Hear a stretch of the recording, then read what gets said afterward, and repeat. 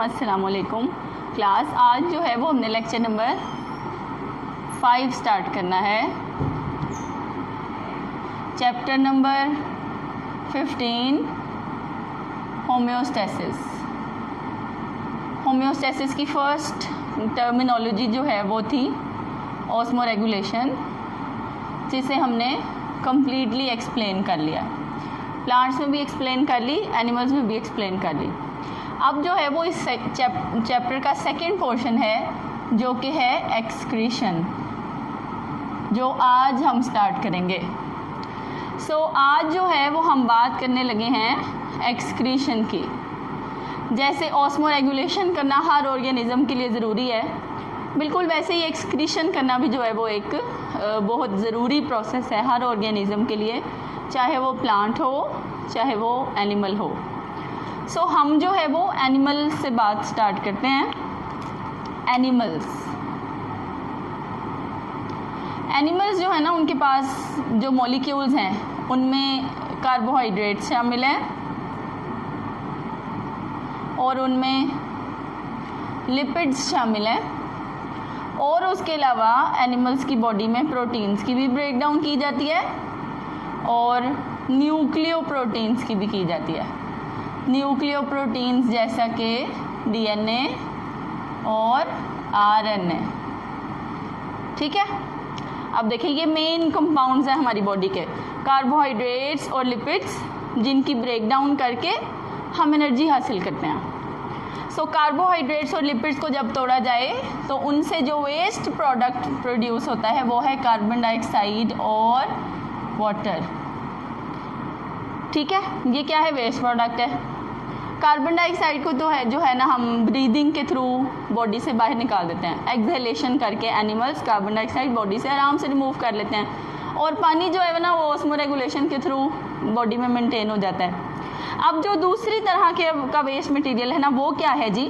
Proteins और nucleoproteins की breakdown से प्रोड्यूस होने वाला वेस्ट मटेरियल, जो कि नाइट्रोजीनस वेस्ट कहलाता है। Nitrogenous waste. प्रोटीन्स जो हैं वो अमाइनो एसिड से बनती हैं, और अमाइनो एसिड्स जो हैं वो अमाइनो एसिड्स, अगर हम अमाइनो एसिड का जनरल फार्मूला देखें तो carbon, carboxylic group, amino group, alkyl group and hydrogen. आप देख रहे हैं इसके अंदर अमाइनो ग्रुप पाया जाता है। तो ये जो अमाइनो ग्रुप है, अमाइनो एसिड्स, अमाइनो ग्रुप, इस अमाइनो एसिड को जो है वो नाइट्रोजिनस वेस्ट की फॉर्म में बाहर निकाला जाता है, और वो नाइट्रोजिनस वेस्ट में इस अमाइनो ग्रुप से अमोनिया भी बनाई जा सकती है, यूरिया भी बनाया जा सकता है, यूरिक एसिड भी बनाया जा सकता है, depending upon the availability of water. पानी की मौजूदगी पर डिपेंड करता है। ऐसे एनिमल्स जिनके पास बहुत ज़्यादा पानी अवेलेबल होता है, यानी कि जो पानी में रहने वाले ऑर्गेनिज्म है, वो अमोनिया रिमूव करते हैं बॉडी से एज अ नाइट्रोजीनस वेस्ट। ऐसे ऑर्गेनिज्म जिनको मॉडरेट पानी अवेलेबल है, जैसा कि हम खुश्की पे रहने वाले मैमल्स, वो यूरिया प्रोड्यूस करते हैं। और ऐसे एनिमल्स जिनको बहुत शॉर्टेज होती है पानी की, जैसे कि बर्ड्स जो हैं वो बहुत कम पानी पीते हैं, जैसे कि इंसेक्ट्स जो हैं वो बहुत कम पानी कंज्यूम करते हैं, तो वो क्या प्रोड्यूस करते हैं? यूरिक एसिड प्रोड्यूस करते हैं। तो ये नाइट्रोजीनस वेस्ट जो है ना, वो इन 3 शक्लों की फॉर्म में एनिमल की बॉडी से निकलता है, पानी की अवेलेबिलिटी पे डिपेंड करता है। देखें, हमारे पास एक्सक्रीशन एक ऐसा प्रोसेस है जिसमें हमने वेस्ट मटेरियल रिमूव करना है बॉडी से। रिमूवल ऑफ वेस्ट, स्पेशली हम कौन से वेस्ट की बात करते हैं? नाइट्रोजिनस वेस्ट की बात करते हैं। नाइट्रोजीनस वेस्ट मैंने आपको बताया कि जब हम प्रोटीन्स तोड़ते हैं तो अमाइनो एसिड्स बनते हैं, जब हम अमाइनो एसिड्स तोड़ते हैं तो अमाइनो ग्रुप बनता है, और जब अमाइनो ग्रुप को आगे कन्वर्ट किया जाता है तो या अमोनिया बनती है या यूरिया या यूरिक एसिड। इनको आगे क्या किया जाता है? बॉडी से एक्सक्रीट आउट किया जाता है, depending upon the availability of water. So इसके अलावा जब डीएनए और आरएनए को भी ब्रेक डाउन किया जाए ना, तो आपको पता है कि डीएनए में भी और आरएनए में भी नाइट्रोजीनस बेसिस पाई जाती हैं। देखिए उनके नाम से ही पता चल रहा है कि इनके अंदर क्या है जी, नाइट्रोजन है। Nitrogenous bases adenine, guanine, thiamine, cytosine, uracil in case of RNA. अगर आरएनए की बात करें तो थायामीन की जगह क्या होता है, यूरासिल होता है। सो ये सारी नाइट्रोजीनस बेस की जब ब्रेक डाउन की जाए तो इसमें से भी क्या प्रोड्यूस होता है, नाइट्रोजीनस वेस्ट प्रोड्यूस होता है। तो ये वाला जो वेस्ट मटेरियल है इसको निकालना एक्चुअली में क्या कहलाता है, एक्सक्रीशन।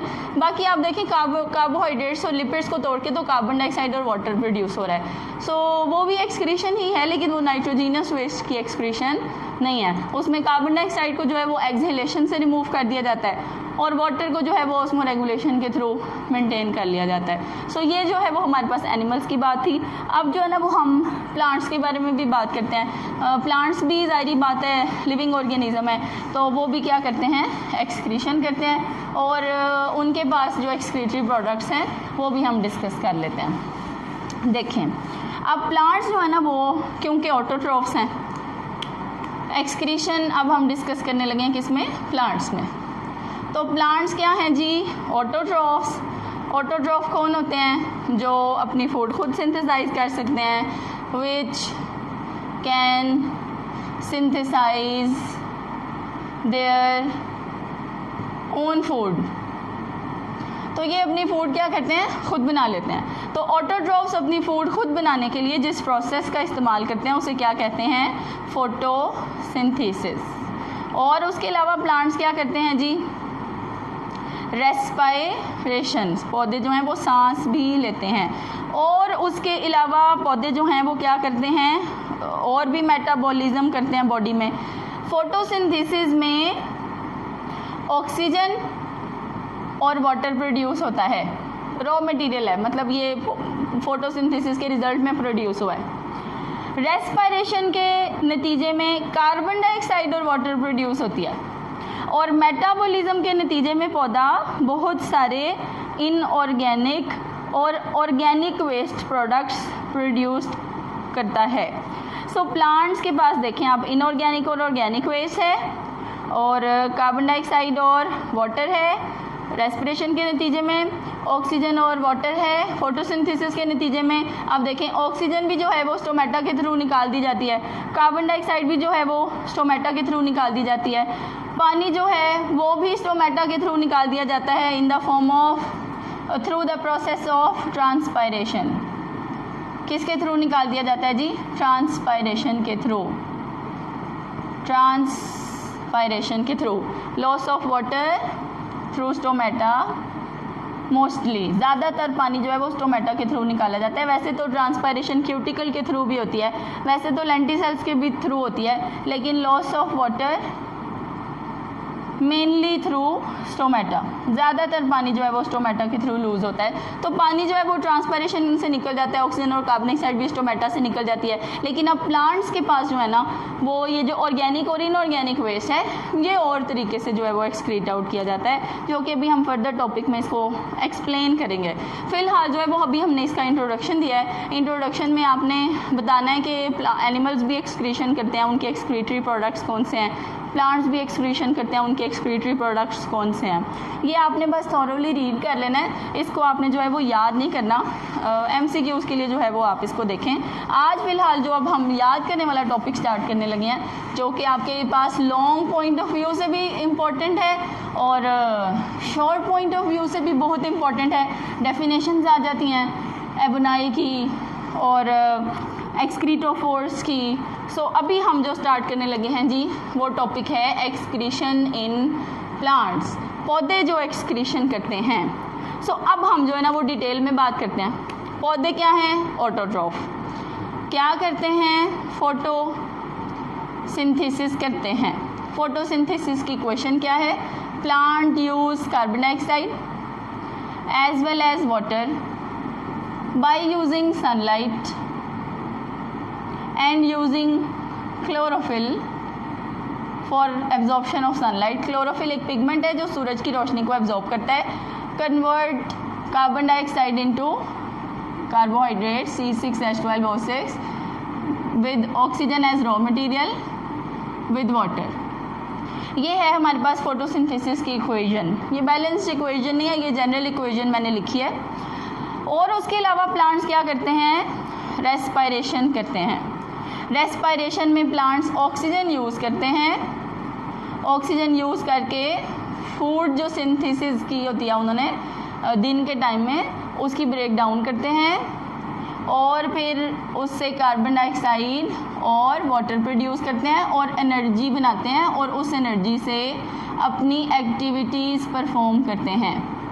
देखें, अब फोटोसिंथेसिस से जो वेस्ट प्रोड्यूस हुआ है वो क्या है, ऑक्सीजन एंड वाटर। और रेस्पिरेशन से जो प्रोड्यूस हुआ है वो है जी कार्बन डाइऑक्साइड और वाटर। ये बॉडी ने अपने अंदर महफूज कर लिए कार्बोहाइड्रेट्स। जब पौधे फूड बनाते हैं ना तो फिर वो अपने अंदर स्टोर कर लेते हैं उसको। और इसी तरह यहाँ पर रेस्पिरेशन के नतीजे में कार्बन डाइऑक्साइड और वाटर जो है वो रॉ मटेरियल है, उसे निकाल दिया जाता है और एनर्जी जो है उसे क्या कर लिया जाता है, यूज़ कर लिया जाता है। यहाँ पे कार्बोहाइड्रेट्स को क्या कर लिया जाता है, स्टोर कर लिया जाता है। तो ये जो दो चीज़ें ये क्या है, वेस्ट हैं। तो प्लांट जो है वो बाहर निकाल देता है स्टोमेटा के through. Carbon dioxide enter stomata के थ्रू होती है, ऑक्सीजन बाहर स्टोमेटा के थ्रू जाती है।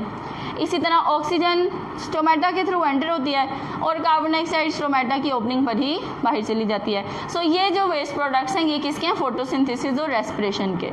इसके अलावा जो है ना वो प्लांट क्या करता है, बहुत सारे organic and inorganic waste material भी प्रोड्यूस करता है। अब इस ऑर्गेनिक और इनऑर्गेनिक वेस्ट मटेरियल को बॉडी से निकालने के लिए कोई स्पेशल ऑर्गन नहीं है इनके पास। सो प्लांट्स क्या करते हैं, पहला मेथड जो प्लांट एक्सक्रीशन के लिए इस्तेमाल करते हैं, एक्सक्रीशन के लिए यूज़ करते हैं, वो है जी फॉलिंग ऑफ येलो लीव्स। आपने देखा होगा कि वक्तन फवक्तन दरख्त जो है ना उसके ऊपर कुछ पत्ते जो हैं वो ब्राउन और येलो होके दरख्त से नीचे गिर जाते हैं। जैसा कि आप किसी पार्क में जाएं या हमारे गवर्नमेंट कॉलेजेस जो है ना उसके अंदर बहुत सारे दरख्त लगे होते हैं। बड़ा सा एक बाग होता है जिसमें गर्ल्स बैठती हैं। अब देखें, आपके होता है ऐसे कि आपने अक्सर देखा होगा कि उन दरख्तों से बहुत सारे पत्ते जो है ना वो सुबह के टाइम नीचे गिरे होते हैं। फिर वो जो वहाँ की आया होती हैं, जो वहाँ की काम वाली आंटी होती हैं या कोई अंकल रखे होते हैं, उन्होंने जो झाड़ू फेरते हैं और सारे पत्ते साफ करके उनको एक कपड़े में बंद कर लेते हैं। अब देखें, पौधे के लिए वो जो पत्ते हैं वो वेस्ट हैं, क्योंकि उसके अंदर वेस्ट मटेरियल जमा हुआ है। वो पत्ते नीचे गिर जाते हैं, लेकिन फिर उन पत्तों को आगे फैक्ट्रीज़ में ले जाया जाता है और उनसे खाद बनाई जाती है, पत्तों की खाद बनाई जाती है। जैसे जानवरों के वेस्ट मटेरियल से खाद बनाई जाती है, इसी तरह ये गिरे हुए जो पीले पत्ते हैं इनको भी खाद के तौर पे आगे यूज़ कर लिया जाता है, क्योंकि वो वेस्ट मटेरियल पौधे के लिए, दरख्त के लिए वेस्ट हो गया है, लेकिन हमारी मिट्टी को तो न्यूट्रिएंट्स जो हैं वो वापस चाहिए। रिसाइकलिंग ऑफ न्यूट्रिएंट्स होना ज़रूरी है ताकि लाइफ को कंटिन्यू रखा जा सके, for the continuity of life. दोबारा मिट्टी उन न्यूट्रिएंट्स को यूज़ करेगी और प्लांट्स निकलेंगे और फूड की प्रोडक्शन होगी। सो इस तरह न्यूट्रिएंट साइकिल जो है वो चलता रहेगा।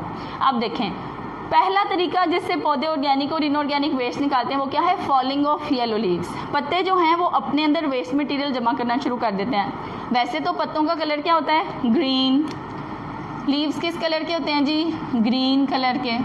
लेकिन जैसे जैसे वो अपने अंदर वेस्ट मटेरियल जमा करना शुरू कर देते हैं अपने वैक्यूल्स में, देखें प्लांट जो है ना उसके पास सेल वॉल है और न्यूक्लियस है और एक बड़ा सा वैक्यूल है, तो वो अपने अंदर क्या करता है, वेस्ट मटेरियल जमा करना शुरू कर देता है। जब लीफ के सेल्स में वेस्ट मटेरियल जमा होना शुरू हो जाए तो उनका क्लोरोफिल डैमेज हो जाता है।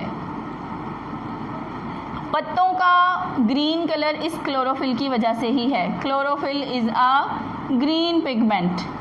क्लोरोफिल क्या है, ग्रीन पिगमेंट है। लेकिन जब उसकी जगह पर वेस्ट मटेरियल जमा होना शुरू हो जाए तो फिर क्या हो जाता है जी, क्लोरोफिल डैमेज हो जाता है। और क्लोरोफिल के डैमेज होने से लीव्स बिकम येलो, पत्ते क्या हो जाते हैं, पीले हो जाते हैं। Leaves become yellow and fall, और गिर जाते हैं। तो पहला तरीका ये है जिससे पत्ते जो हैं, पौधे, दरख्त जो हैं वो अपने वेस्ट मटेरियल को अपनी बॉडी से निकाल देते हैं और इस वजह से क्योंकि पत्ते जो हैं वो एक्सक्रीशन में हेल्पफुल साबित हो रहे हैं, एक्सक्रीशन में मेन रोल प्ले कर रहे हैं। दैट्स वाई हम इन लीव्स को क्या नाम देते हैं? एक्सक्रीटोफोर्स।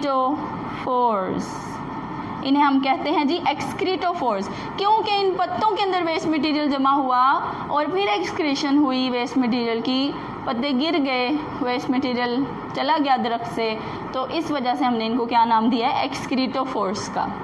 अब जो दूसरा तरीका है जी वो है, बहुत सारे जो हैं वो दरख्तों में से कुछ स्पीशीज़ ऐसी भी हैं जो कि अपना वेस्ट मटेरियल ओल्ड जाइलम में भेज देती हैं। आपको पता है दरख्त या पौधा जो है ना वो हर साल वक्त गुजरने के साथ साथ अंदर वाले जाइलम और फ्लोएम डेड हो जाते हैं और उन डेड जाइलम और फ्लोएम के बाहर नए जाइलम और फ्लोएम प्रोड्यूस किए जाते हैं। फिर वो जाइलम और फ्लोएम पानी और फूड की ट्रांसपोर्ट करते हैं। फिर जब दरख्त ने और मोटा होना होता है तो फिर ये वाले डेड हो जाते हैं और उनके बाहर फिर नए बनते हैं। इस तरह जो है ना वो आप अगर कभी देखें तो आपको दरख्त की लकड़ी में ना ऐसे रिंग्स नज़र आएंगे।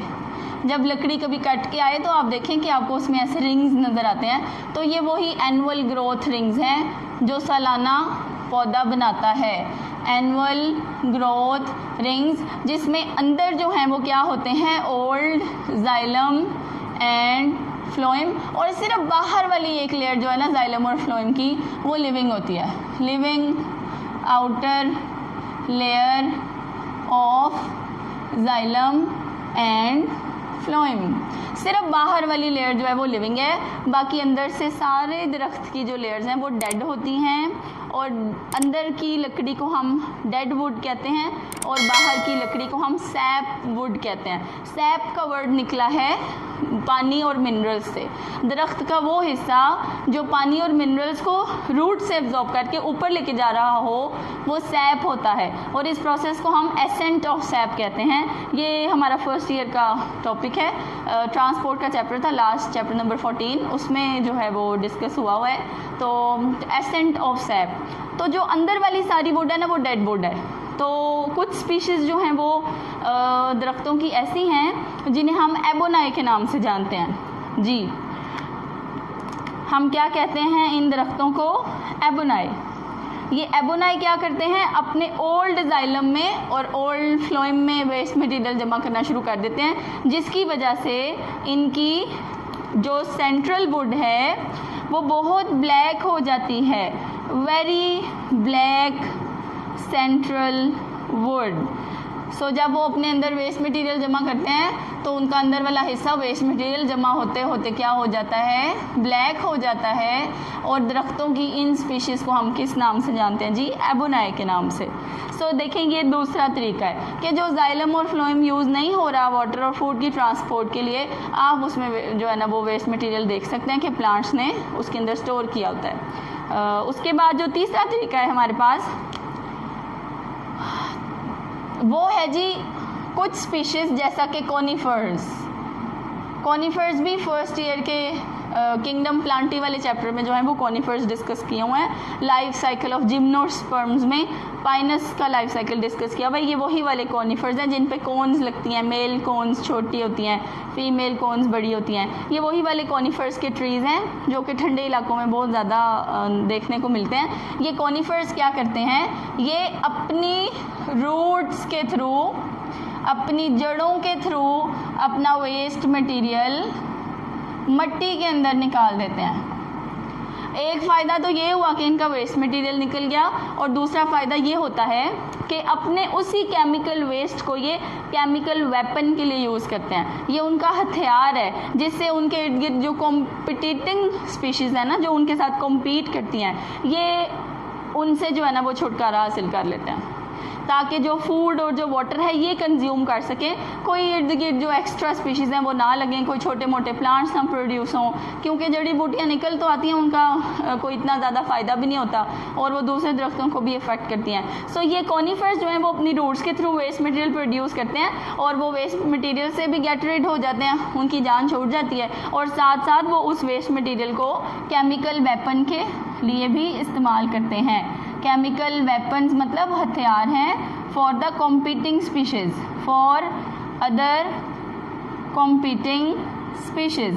सो ये 3 तरीके हैं जी हमारे पास प्लांट्स के पास जिनके थ्रू वो अपनी बॉडी से वेस्ट मटेरियल एक्सक्रीट आउट करते हैं। सब पहला तरीका पत्तों का गिरना, जो कि हमारे जो हैं वो बायोलॉजिस्ट, हमारे फिजियोलॉजिस्ट जो हैं वो ये बताते हैं कि पत्ते जो हैं वो क्लोरोफिल के डेड होने से येलो नहीं हुए, पत्ते जो हैं वो वेस्ट मटेरियल अकोमुलेट होने से जो है वो येलो हो गए हैं, क्योंकि फिर क्लोरोफिल जो है वो डैमेज हो जाता है, उसका एक्सपोजर ख़त्म हो जाता है, वो काम नहीं कर सकता, उसका मॉलिक्यूलर स्ट्रक्चर ख़राब हो जाता है, जिसकी वजह से वो क्या हो जाते हैं, येलो। दूसरा तरीका हमने डिस्कस किया है ओल्ड जाइलम वाला, एबोनाइट ट्रीज़ का, और तीसरे जो हैं वो कॉनिफर्स हैं जो अपनी रूट्स के थ्रू अपना वेस्ट मटेरियल रिमूव कर देते हैं। सो अब जो है ना वो हम अपनी बुक से भी देख लेते हैं कि आपने क्या याद करना है जी। सो लेक्चर नंबर 5 के लिए आपने स्टार्ट करना है जी पेज नंबर 5। पेज नंबर 5 के लास्ट से स्टार्ट है एक्सक्रीशन। इसमें इन्होंने फर्स्ट पैराग्राफ में एनिमल्स की एक्सक्रीशन डिस्कस किया है और सेकंड पैराग्राफ में प्लांट्स की। इसको आपने थॉरोली रीड कर लेना है, इसमें से याद कुछ नहीं करना।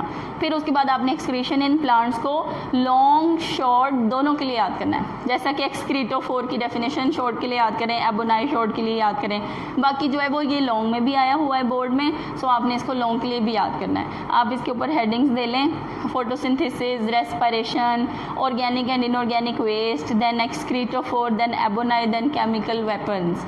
सो ये आप हेडिंग्स देके इसको कंप्लीट लॉन्ग के लिए भी याद करें, शॉर्ट के लिए फिर खुद ब खुद याद हो जाएगा। सो और फर्दर लेक्चर्स के लिए आप चैनल को सब्सक्राइब करें एंड थैंक यू। अल्लाह हाफिज़।